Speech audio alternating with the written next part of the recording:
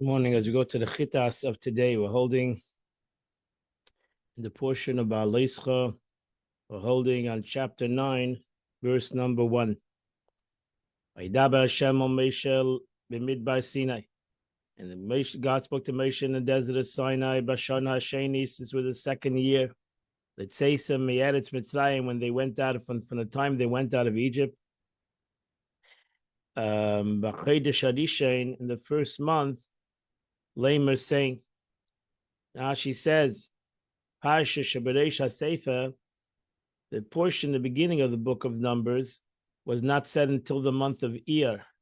So we're going a little backwards. From this we learn there's no chronological order in the Torah. But why did the Torah not begin with this chapter? Why couldn't the Torah start off with this chapter? If this chapter is really the beginning of Bamidbar, why are we holding in Parshat Ba'aleischa? For it was a disgrace to Israel that throughout the 40 years the children of Israel were in the desert, that they brought only this Passover sacrifice alone. So this is also an interesting situation, that the Jewish people did not bring the Korban Pesach in the desert throughout the journey, besides this time and then before they went into the land of Israel. So since it was a little bit of disgrace to the Jewish people, and the different reasons why they didn't do that, because they didn't circumcise the children. One of the reasons is because they didn't circumcise their children in the desert. But ultimately, they didn't do it. They didn't bring the Korban Pesach, and therefore, the Torah doesn't start off with the parsha with this parsha. So therefore, the Torah starts off with the beginning by Midbar, counting the Jewish people. What actually happened after this parsha, because this parsha happened in the month of Nisan. And the Parshas by Midbar happened in the month of Iyar. But Yasmin is also Pesach b'Moedei, that the children of Israel should make the Korban Pesach in its appropriate time. Now she says, what comes to tell us to b'Moedei in its appropriate time, even if it falls on Shabbos in its appointed time, it means that even if the majority of people were actually spiritually state of ritual uncleanliness, two things. Number one is that we still do the Korban Pesach in Beis Hamikdash on Shabbos, and number two is that if the entire Jewish nation was unclean for whatever reason, they would still bring a korban.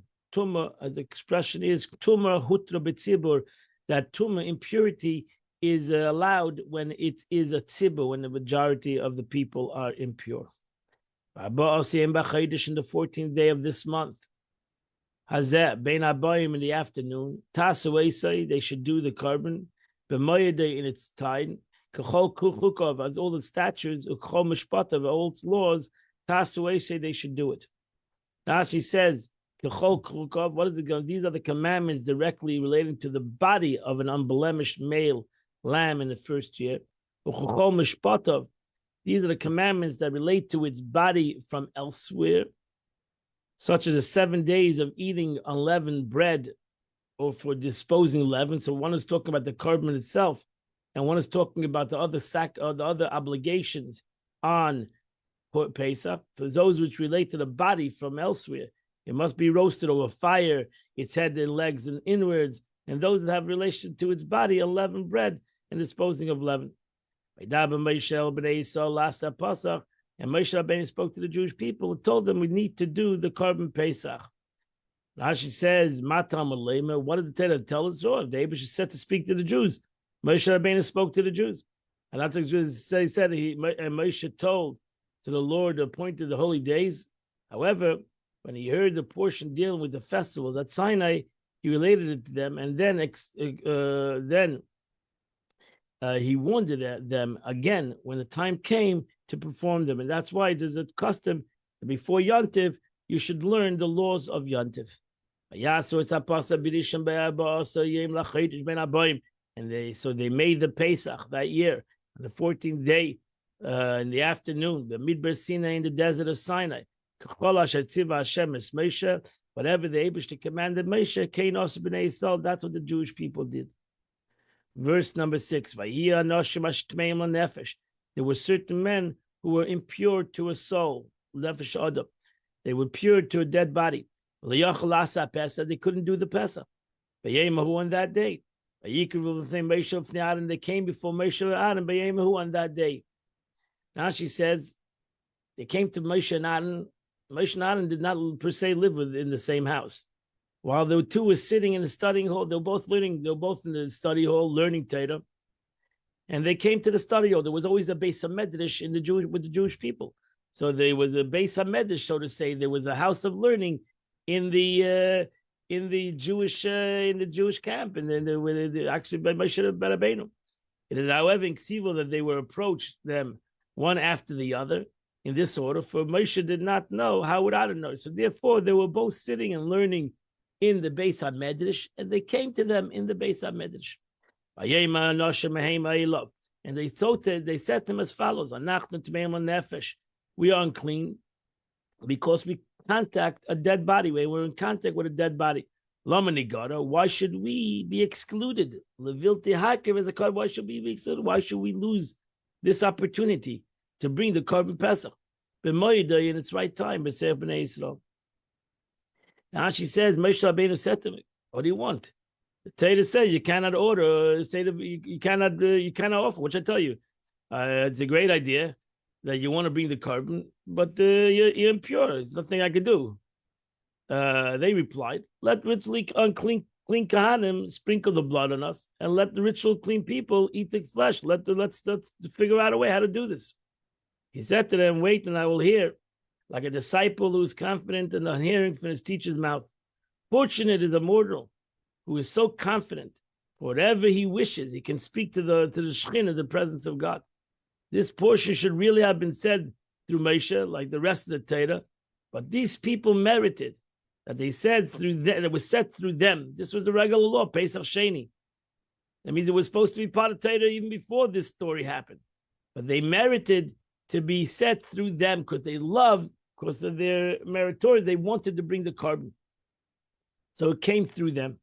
Moshe Rabbeinu said to them, Imdu ve'eshma, stand over here and let me hear what the Eibush says. Hashem ma'yitzav Hashem lechem. God spoke to Moshe saying, and told the Jewish people, if a person becomes unclean to contact the dead, or he's in a distant journey, he's far away from the Beis Hamikdash, for all your generations.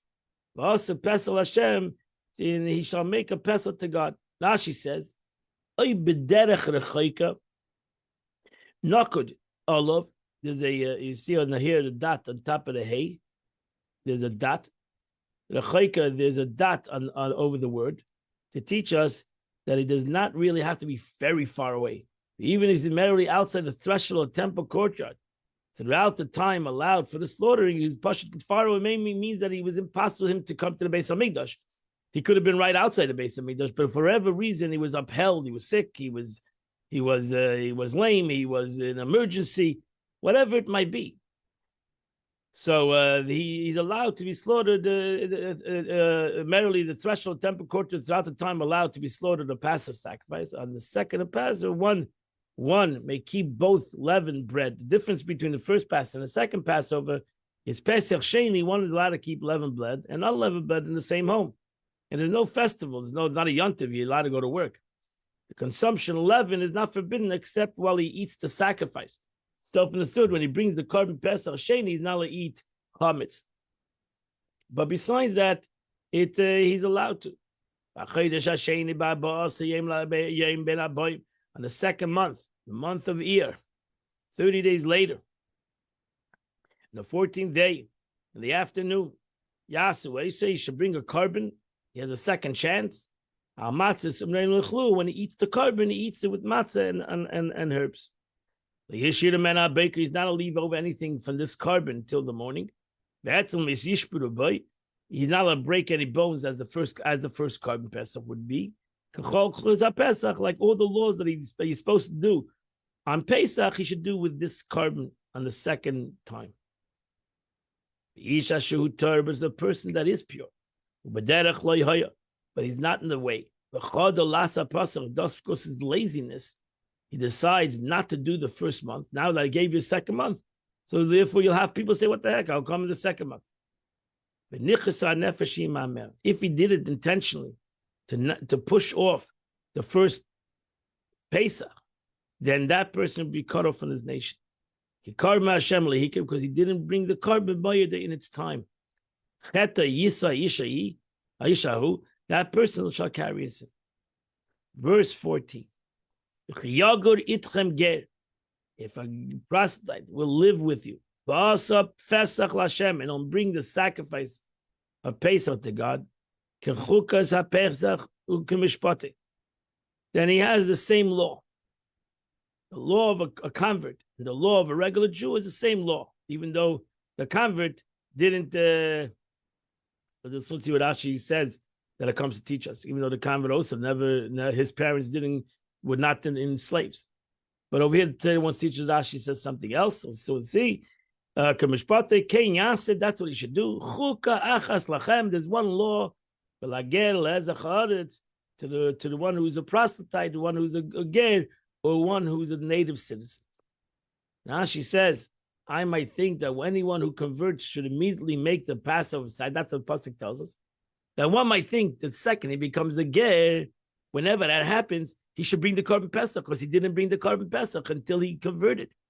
So maybe he's holding the holiday of Tishrei, he converted. Maybe he should bring the Korban Pesach because he missed it until today. So therefore, the Torah tells us one statute shall be applied to the proselyte and the Jew. And this is the meaning. If a proselyte dwells with you and he comes, when time comes to make the Korban Pesach with his friends, according to the statute of the Pesach, sacrifice and ordinance shall make it. That's it. So whenever if he converted a day after Pesach, then he has to wait till the next Pesach to do the Korban. It's a whole argument.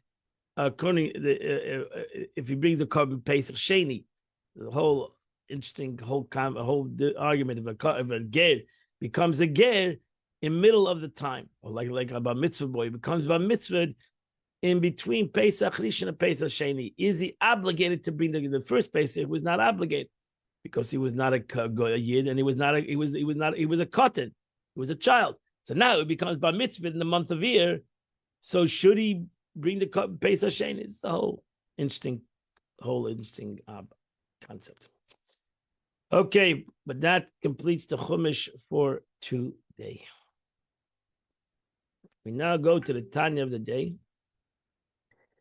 We're holding the third chapter of Tanya, and the Alter Rebbe is giving the analogy of the sun and the ray of the sun. As I said, in Chassidus, the concept of Od is an important subject, and the analogy of the sun and the ray of the sun is an important analogy. The Od and the Ma'or, the light and the luminary, because there's a lot of connections between these two things. As I said, the verse, yes, Kishemesh Umog and Hashem Elokim, you have the concept of the Shemesh, the sun and its sheath, that is analogous to Hashem Elokim, to the name of Yud Kei Vav Kei. The Shemesh is Yud Kei Vav Kei. It's a concept of the Shemesh has within it an unbelievable power, an unbelievable word that really is the Shemesh. There's not the word of the Shemesh. The Shemesh itself has its own identity.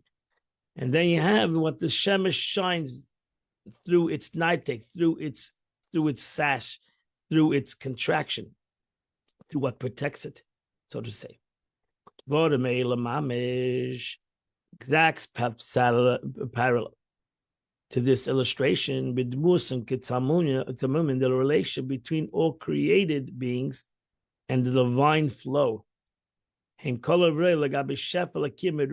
life force that emanates from it,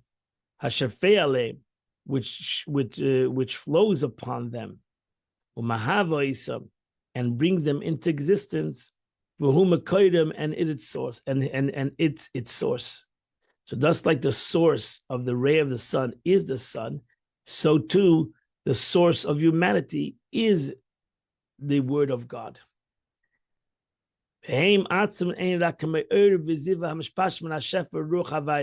However, the created beings themselves are merely like a diffusing light and an effulgence from the flow and the spirit of God, which flows forth from him and becomes enclosed in them and brings them, and brings them from naught into being.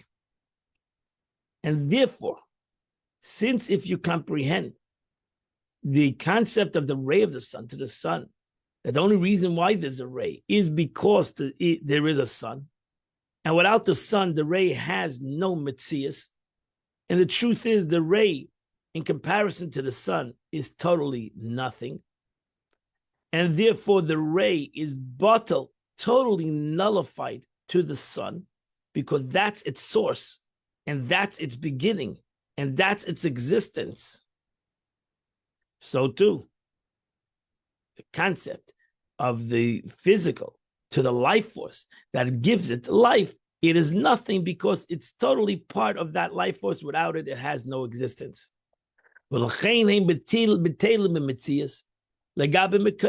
And hence their existence is nullified in relation to their source. Like the light of the sun, that it is nullified, it's considered and it's considered naught and utter nothingness. And therefore the light of the sun is not even referred to existence when it's in its source. So you cannot say, oh, there's a light of the sun in the sun. In the sun, there's only but the sun. No light, no nothing. There is only one thing, that is the sun.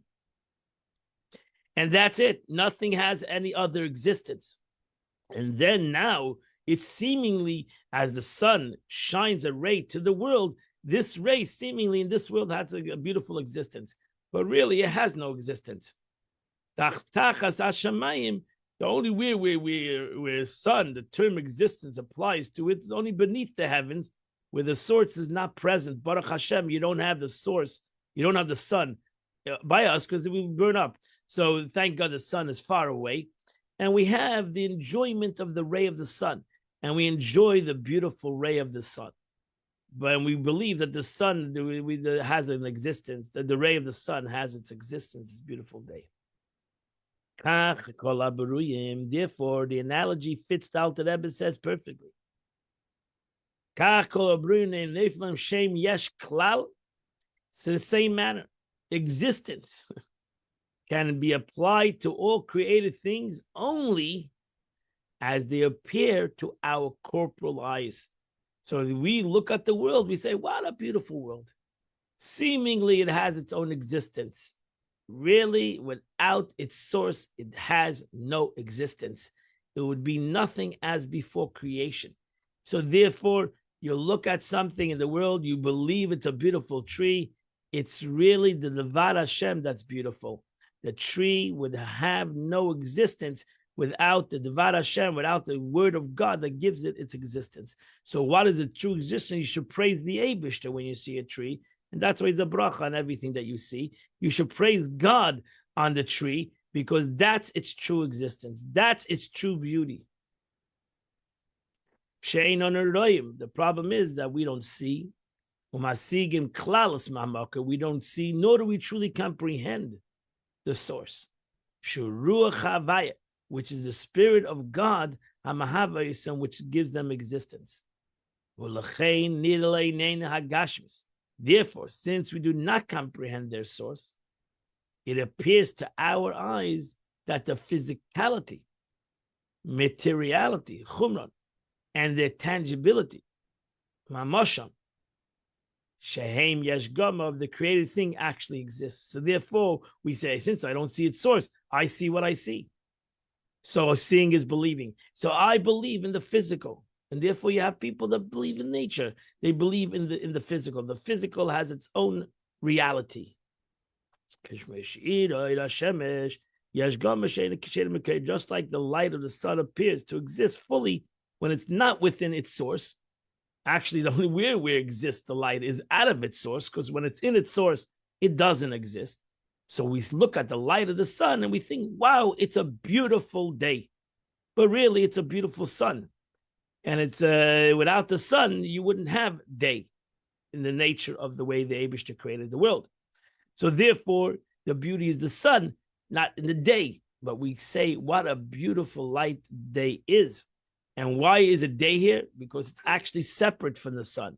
The day is the ray of the sun, Baruch Hashem, which gives it the capability to be the day. And it's found within the existence of the universe.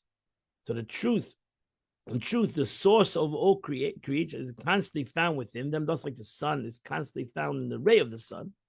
Our failure to perceive this, notwithstanding, hence their existence is totally nullified in relation to their source, and they cannot be said as truly exist. Thus, you cannot say that the ray of the sun truly exists without the sun. It's impossible, because when the sun moves away, the ray moves away. The Rebbe says that's a beautiful analogy, but it's not really the ultimate analogy. Oh, that's why it's an analogy. Every analogy has something the weak link, because the physical has its own reality in comparison to the sun. So that's the weak link. But the following respect, the illustration is apparently not completely identical to the object of comparison. For in the illustration,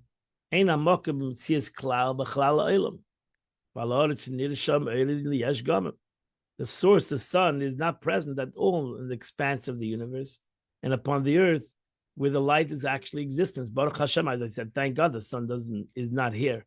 So we only have the ray of the sun.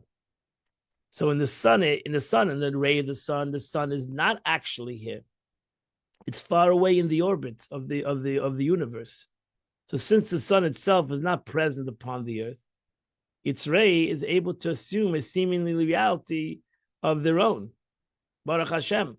And it's therefore readily understandable that why they are perceiving as existent independently, because thank God the sun is extremely far distant from the earth, where the ray of the sun shines. By contrast, by the Eibishter, creation is in its source right now. The Eibishter is right here, as explained in Tanya over and over. That Oid Ein Sof is right here in this world. Like the sun, you have to imagine the sun is right over here. So if the sun was right over here in the analogy, then actually we would not survive, because the sun would consume the earth in its heat. But over here, the Eibishter is here and it doesn't consume it. So it's not a total great analogy, but it's very good. And there's a lot of good lessons we can learn from the sun and from its ray. But it's not totally true when it comes to God, because God is actually right here. By conscience, all created beings are always within their source, divine activating, which is continuously found within them, constantly creating and animating them ex nihilo. So the sun is, so the source is right here. It's only that the source is not visible in our physical eyes. That's why the Alter Rebbe, that's why people make a mistake. If you compare it to the sun, so maybe Hashemayim Hashem, or something the Adam. We can go back to that analogy. The sun is taka very far away. Thank God. I don't know how the sun, millions of miles away, the sun is. You can look it up. But the sun, Baruch Hashem, is millions of miles away. Because if we know, science, I believe, if the sun would be an inch closer, we would really have global warming and would really be burned up. So the sun, thank God, stays in its orbit, very far away from the world, and only the ray of the sun comes in. And Baruch Hashem. But by the analogy, the Nimshal is the Eibush is here. And in Mamish, it's like the sun is right here. And the only thing is that it's hidden as it's here. Because the only the Eibush that can create that something should be right here. An infinite light could be right here, and the finite cannot feel it. Since in reality they are indeed within the source at all times. Because right now we're in the source. Right now, as we are physical, we're in the source of the infinite. So the question is, if it's right here, why by the sun, if it's right over here, we would not exist, and actually there would not be even light. Forget about there wouldn't be any world. There wouldn't be even light to the world. So why are we not nullified to the source if the source is right here? Why the creation not nullified within the source? in an obvious and revealed manner so that there's no mistaking them as independent existence. So why talk are we not nullified? To understand this, some preparatory, we're supposed to give you an introduction unnecessary. And that the Alter Rebbe is going to go on tomorrow, and the Alter Rebbe will go on to explain that the divine power of concealment and contraction is responsible for the hiding the light, so that it will not be perceivable by created beings. This enables creation to be perceived as a possessing existence, where in reality it's totally nullified within its source. And Alter Rebbe is going to go to the concept of tzimtzum, going back to that concept that gives the capability for human beings to feel their own existence, even though that their true existence and their existence mamish in reality, that how it is they have an existence right now, comes from an infinite light, comes from God Himself, which is infinite, which should automatically make them feel that they are nothing. But this contraction, this hiddenness, gives the capability for the finite to really feel finite, and not only to not feel their infinite from their source, not only to not feel their true existence, but actually to feel that they are their own existence, and there is no existence that gives them existence, but they're their own existence. So deep and so strong is this contraction that the truth can be looking me in the face, and I can still say it's not true, or I can still say there's another truth. And if the sun, if the sun would move closer, then the truth would be impossible for the light of the sun to exist. And that's why the analogy is not exactly the mashal, not like the nimshal. The analogy is not like the analogous, and there's a little bit of difference between the two. But still, as I said, there's a lot to learn from the Ur and Ma'ur, for the sun and its light. There's a lot to learn, even though there is not totally exactly the same. That completes the Tanya of the day. Today is the 12th day of the month, which chapter 66 to chapter 68, the 3 chapters, 66, 67, 68. If you do those 3 chapters, you do the chitas of the day. I wish you all a wonderful and beautiful day. And amid Shem, see you tomorrow, 8 o'clock. We'll continue to learn the chitas of the day.